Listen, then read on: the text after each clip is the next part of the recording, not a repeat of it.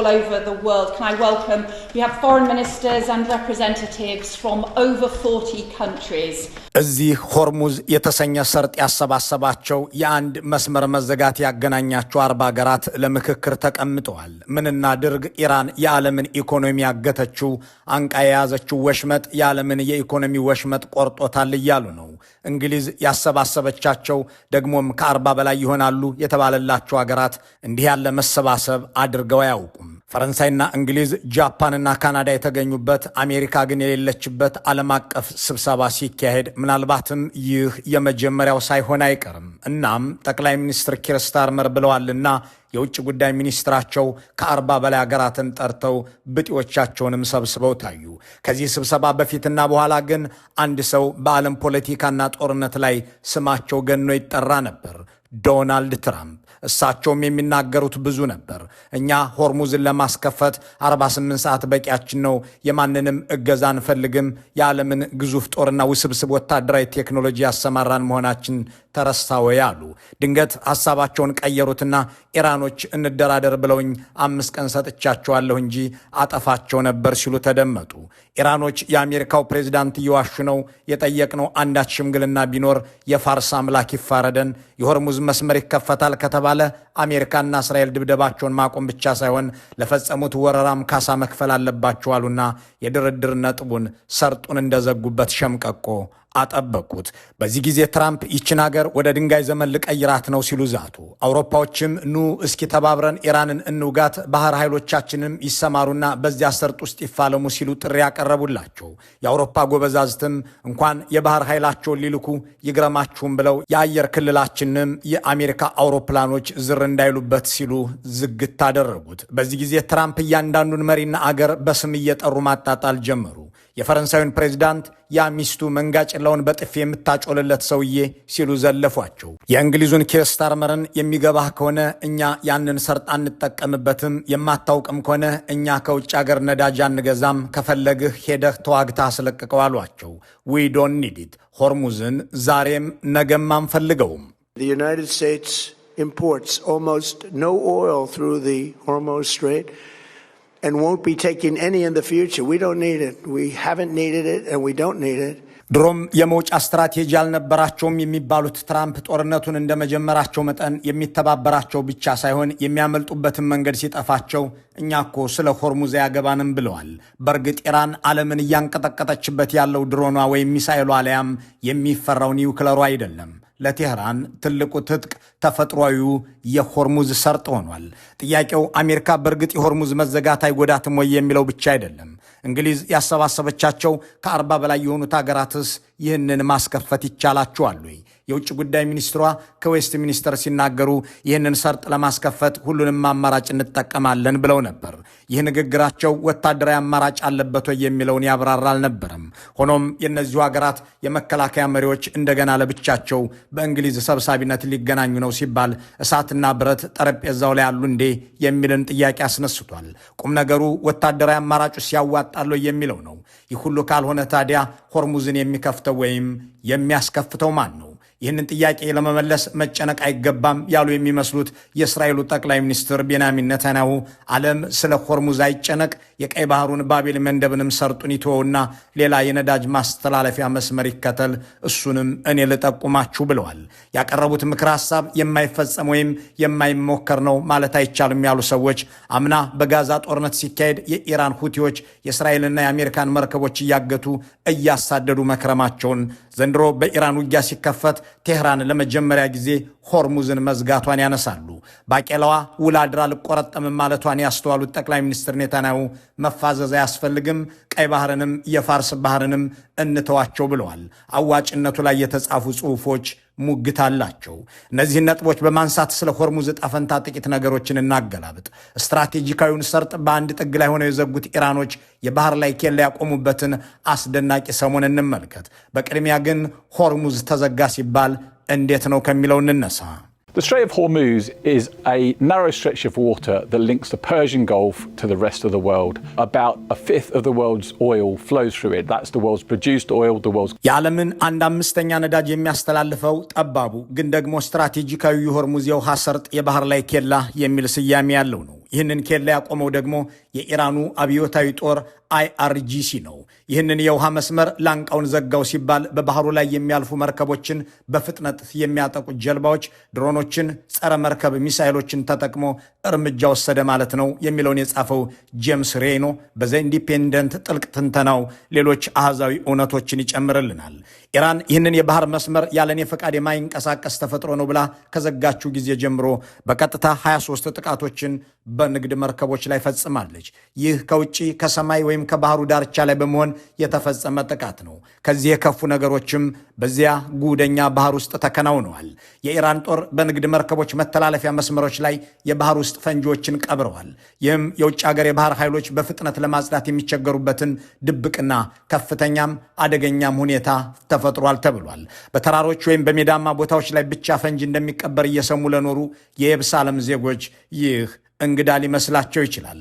በሆርሙዝ ግን ውሃ ውስጥም ጸረ መርከብ ፈንጂ ተቀብሮ ሲረገጥ እንዲፈነዳ ይደረጋል። ስሙንም ናቫል ማይኒንግ እንዳሉት የምትገልጸው የኤንፒአር ጋዜጠኛ ካሚላ ዶሞኔስኬ በዚሁ የውሃ ክልል ውስጥ የተከሰተን ነገር መተረኳን ስትቀጥል የኢራኖችን የኤሌክትሮኒክ ጦርነት በዚህ ባህር ላይ ታስነብባለች።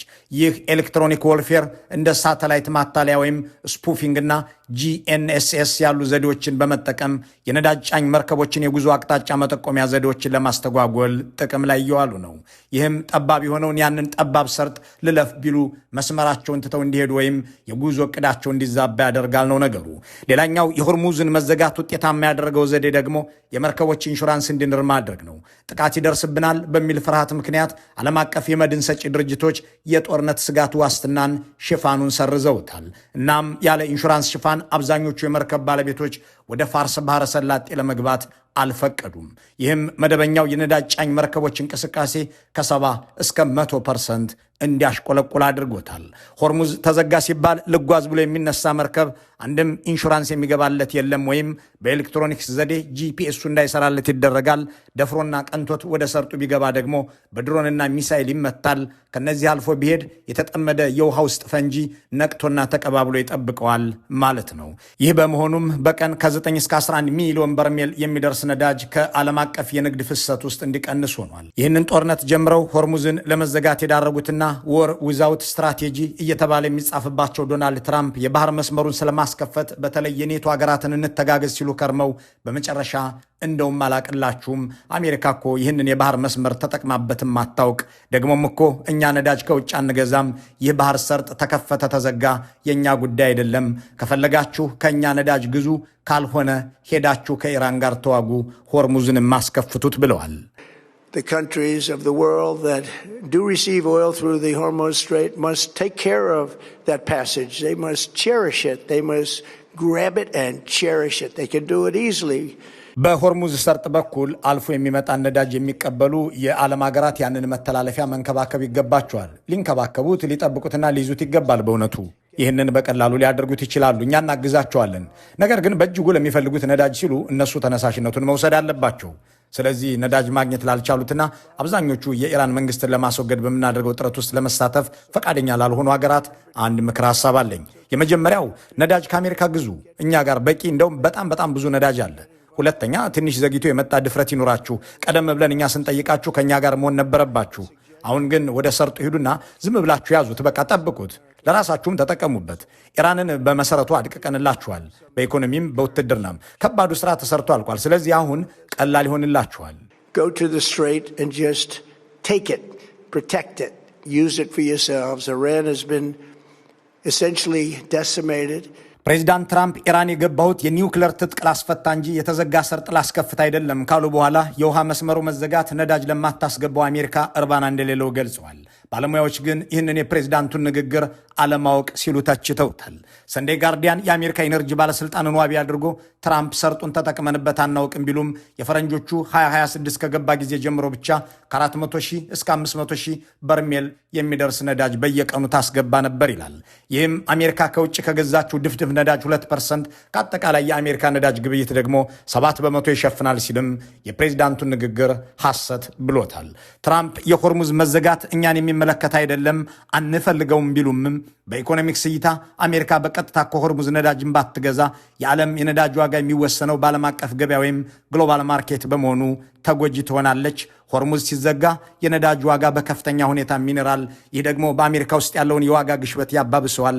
ስለዚህ ጉዳቱ የኢነርጂ ሳይሆን የኢኮኖሚ መረጋጋትም ነው የሚለው የቢቢሲው ባልደረባ ቶም አሜሪካና ነዳጇ ከሆርሙዝ መዘጋት ጋር ቀጥተኛ ግንኙነት ስላላቸው በአሁኑ ወቅት በአገሪቱ ነዳጅ ዋጋው በብዙ እንዲጨምር ሆኗል ሲል ያብራረዋል። President Trump claimed on Thursday the US imports almost no oil and that the country can weather this historic energy shock. Yet, petrol prices keep going up and up and up. Across the US, gas prices are averaging $4 a gallon. Now that's $1 higher than a month ago. Some of America's imported oil, about 7%, passes through the Strait of Hormuz. እንዲህ ያለ ተጽዕኖ በአገራቸው ላይ ቢያሳድርም ከኔቶ አባል አገራት ጋር እልህ የተጋቡት ፕሬዚዳንት ትራምፕ ሆርሙዝ ለእኛ ምንም ነው በሚለው አቋማቸው 3-4 ቀናትን እያስቆጠሩ ነው። እናም የዚህ ሰርጥ ጥገኞች ሄደው ያስለቅቁት ብለዋል። ይህንን ስትራቴጂካዊ ጉሮሮ በውሃ ውስጥ በቀበረቻቸው እሳቶች የዘጋችው ኢራን ማን ሊያስከፍታት ይችላል? እንግሊዝ የጀመረችው እንቅስቃሴ የት ይደርሳል ከሚለው ጉዳይ በፊት ናፍጃ ሳባህ አልኩዋሪ 3 ሴናሪዮስ ፎር ዘ ስትሬት ኦፍ ሆርሙዝ በሚል ርዕስ ያስነበበችውን የይሆናል ትንታኔ እንመልከተው። በካታር ዩኒቨርሲቲ የፖለቲካ ሳይንቲስት የሆነችው አልኩዋሪ የሆርሙዝን አገልግሎት መልሶ ለማግኘት 2 ወታደራዊና 1 ዲፕሎማሲያዊ አማራጮች አሉ ትላለች። ዲፕሎማሲው ላይ የፓኪስታን ወሳኝ አደራዳሪነት ሚና አለ ስትልም ትጨምራለች። የመጀመሪያው አማራጭ የባህረ ሰላጤው ሀገራት ወታደራዊ እርምጃ እንዲወስዱ ማድረግ ሲሆን እነዚህ የገልፍ ምክር ቤት ሀገራት የአሜሪካ ቀጥተኛ ተሳትፎ ሳይኖር የሆርሙዝ መስመር ይከፈት ዘንድ ራሳቸውን ችለው ወታደራዊ እርምጃ የሚወስዱበት ሁኔታን ይመለከታል። ይህ ሊሆን የሚችለው የኢኮኖሚ መዳከም ሲባባስ፣ የዲፕሎማሲ አማራጮች ሲሟጠጡ ወይም የሀገራቱ መንግስታት ሉዓላዊነታቸውን ለማሳየት በውስጥ ፖለቲካ ሲገፋፉ ነው ስትልም ግምቷን ታስቀምጣለች። በዚህኛው የይሆናል ግምት ላይ ጥርጣሬ ያላት ተንታኟ ምንም እንኳን የባህረ ሰላጤው ሀገራት ላለፉት 2 አስርት ዓመታት ሰራዊታቸውን ቢያዘምኑም ኢራን በሰርጡ ላይ የምታደርሰውን ውስብስብ ስጋት ለመመከት የሚያስችል የተቀናጀ አቅም አልገነቡም ትላለች። በተጨማሪም የዚህ ወታደራዊ ጥምረት መረጋጋት አጠራጣሪ ነው። እያንዳንዱ ሀገር የኢራን የነዳጅ መሰረተ ልማትና የህዝብ ማዕከላት ላይ ጥቃት ሊደርስብኝ ይችላል በሚል ስጋት መስዋዕትነቱን ለሌላው የመተው ዝንባሌም ሊያሳይ ይችላል። ከሁሉም በላይ ደግሞ ይህ እርምጃ የጦርነቱን መባባስ ሊያፋጥነው ይችላል ትላለች። ፓኪስታን ወታደራዊ ግጭት እንዳይባባስ በተደጋጋሚ ስታስጠነቀቅ መቆየቷን በማስታወስም የወታደራዊ እርምጃ ያለ ዲፕሎማሲያዊ ጥረት ከተጀመረ የፓኪስታን የአደራዳሪነት ሚና ሊፈርስና ቀውሱን ለመቆጣጠር የሚረዱ ጥቂት የሰላም መስመሮችም ሊዘጉ እንደሚችሉ ታስጠነቅቃለች። ሁለተኛው አማራጭ የቀጣናው ሀገራት በአሜሪካ መሪነት በሚካሄድ የተቀናጀ ወታደራዊ ዘመቻ ውስጥ በይፋ መሳተፍ ነው። ሶስተኛው ደግሞ የበለጠ የመፈጸም እድል ያለው አማራጭ ሲሆን ኢራን የባህር መስመሩን ቁልፍ ይዛ በመቆየት መዘጋቱን ከአሜሪካ ጋር ለምታደርገው ድርድር እንደ መሳሪያ ወይም ሌቨሬጅ የምትጠቀምበት ሁኔታ ሊፈጠር ይችላል። ኢራን በመጋቢት 26 ቀን ለቻይና፣ ለሩሲያ፣ ለህንድ፣ ለፓኪስታንና ለኢራቅ መርከቦች ብቻ ማለፊያ መፍቀዷ ለዚህ ማሳያ ነው። ቴህራን በሀገራት መካከል ልዩነት በማድረግ በባህሩ ላይ ፈቅዳ ማሳለፏ በዚህ አካባቢ ዝር የምትሉት ከእኔ ጋር ፖለቲካዊ ስምምነት ሲኖራችሁ ብቻ ነው እያለች ለዋሽንግተን እያሳወቀች ነው ትልና ይህ አማራጭ የፓኪስታን ሚና እጅግ ወሳኝ የሚሆንበት ነው ትላለች። በኢስላማባድ እየተዘጋጀ ያለው የድርድር መዋቅር እንዲህ አይነት ረዥም ጊዜ ለሚወስድ መንገድ እጅግ አስፈላጊ ነው ስትልም ታክላለች።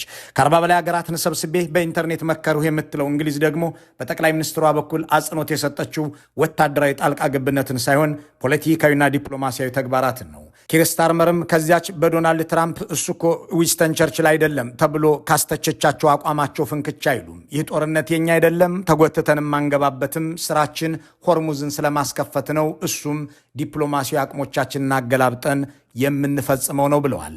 This is not our war. We will not be drawn into the conflict. ይህ የኛ ጦርነት አይደለም፣ ወደ ግጭቱም ተጎትተን አንገባም። እንዲህ ያለው ነገር በብሔራዊ ጥቅማችን ውስጥ የለም። በብሪታንያ ያለውን የኑሮ ውድነት ለመደገፍ ልናደርገው የምንችለው በጣም ውጤታማ መንገድ በመካከለኛው ምስራቅ ያለውን ውጥረትም ለማርገብ ግፊት ማድረግና ለኃይል አቅርቦት እጅግ አስፈላጊ የሆነውን የሆርሙዝ የባህር መስመር እንደገና እንዲከፈት ማድረግ ነው። ለዚያ ግብ ስንል ያሉንን እያንዳንዱን ዲፕሎማሲያዊ አማራጮች ሁሉ እየመረመርን ነው። የውጭ ጉዳይ ሚኒስትሯ እና የገንዘብ ሚኒስትሩ በጂ7 ውስጥ ካሉ አቻዎቻቸው ጋር ተገናኝተዋል። የመከላከያ ሚኒስትሩ በመካከለኛው ምስራቅ ከባልደረቦቻቸው ጋር ይነጋገራሉ። ዩናይትድ ኪንግደም አሁን በመላው ባህረ ሰላጤው የባህር ላይ ደህንነትን ለማስጠበቅ 35 ሀገሮችን በጋራ የአቋም መግለጫ ዙሪያ አሰባስባለች። The Defence Secretary has been in the Middle East speaking to our partners, and the UK has now brought together 35 nations. በእንግሊዙ ጠቅላይ ሚኒስትር ደብተር ላይ ጦርነት የሚል ነገር አልተጻፈምና በእሳቸው አስተባባሪነት የተጠሩት ሀገራት ለወታደራዊ ዘመቻ ሰራዊት የሚያዋጡ ይሆናሉ ተብሎ አይጠበቅም። የዚህን ስብሰባ ፋይዳ ያብራሩት በዮርክ ዩኒቨርሲቲ የፖለቲካና ዓለም አቀፍ ግንኙነት ትምህርት ክፍል ፕሮፌሰሩ ክሪስቶፈር ፈዘርስቲዮን ለአልጀዚራ ሲናገሩ የዚህ ጉባኤ ወሳኝ ነጥብ ከአሜሪካ ውጭ ያሉ ሌሎች ሀገራት ነገሮችን ወደ ነበሩበት ለመመለስ በዲፕሎማሲያዊ መንገድም ለመንቀሳቀስ ቁርጠኛ መሆናቸውን ማሳየታቸው ነው ይላሉ። ጠቅላይ ሚኒስትር ስታርመርም የአውሮፓ ሀገሮችን መምራትና ማስተባበር የሚችሉ መሆናቸውን የፈተሹበት ሲሆን በእንግሊዝ ጠሪነት በተካሄደው ስብሰባ ላይ የተገኙት ሀገራት ደግሞ ለትራምፕ ጥያቄዎች እጅ እንዳልሰጡ ለኢራንም ሆነ ለሌላው ዓለም መልእክት ያስተላለፉበት ነው ብለውታል። ብዙዎች እንደሚስማሙት ግን ይህንን ሰርጥ ለመክፈት ቁልፉ ያለው በዘጌዋ ኢራን መዳፍ ላይ ነው። ጦርነቱ ከተጀመረ ጊዜ አንስቶ ኢራን የተኩስ አቁም ለማወጅ ካስቀመጠቻቸው 5 ቅድመ ሁኔታዎች መካከል በሆርሙዝ የባህር መስመር ላይ የማይገሰስ መብት ያላት መሆኗ በዓለም አቀፍ ደረጃ እውቅና ያገኝ የሚለው አንዱ ነው። ከመጋቢት መጀመሪያ አንስቶ ወዳጅ ናቸው ከምትላቸው ሀገራት ለተወጣጡ ጥቂት መርከቦች ብቻ በባህር በሩ በኩል እንዲያልፉ ፈቅዳለች። አብዛኛዎቹ የህንድ፣ የፓኪስታን፣ የማሌዥያና የቻይና ባንዲራዎችንም የሚያውለበልቡ ናቸው። ሌሎች ሀገሮችም መርከቦቻቸው በሰላም እንዲያልፉ ከኢራን ጋር ስምምነት ላይ ለመድረስ እየተሯሯጡ ነው። ይህ ሁሉ የሚያሳየው በዚያ ጠባብ ሰርጥ ውስጥ ማለፍ የሚቻለው በኢራን ይሁንታ ብቻ ሆኖ የመቀጠል እድሉ ሰፊ መሆኑን ነው።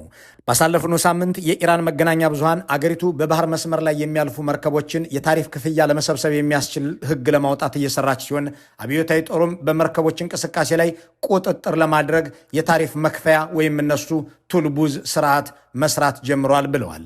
ይህንን ያስተዋሉት በዩናይትድ ስቴትስ የጀርመን ማርሻል ፈንድ ከፍተኛ ባልደረባ የሆኑት ኢያን ሌሰር አሁን ባለው የጦርነት ሁኔታ ከኢራን ጋር ወደ ባህር በሩ ለመግባት የሚያስችል የድርድር ስምምነት ካልተደረገ በስተቀር እንግሊዝ የምታደርገው ዲፕሎማሲያዊ ሙከራም ሆነ አሜሪካ የምትፈጽመው ድብደባ ውጤታማ ይሆናል ብዬ አላስብም ይላሉ። የእስራኤሉ ጠቅላይ ሚኒስትር ደግሞ ይህንን ሁሉ ንትርክ እንተወው ባይ ናቸው። እንኳን ሆርሙዝን የቀይ ባህሩን ባቢል መንደብንም እንተወው ይላሉ። Instead of going through the choke points of the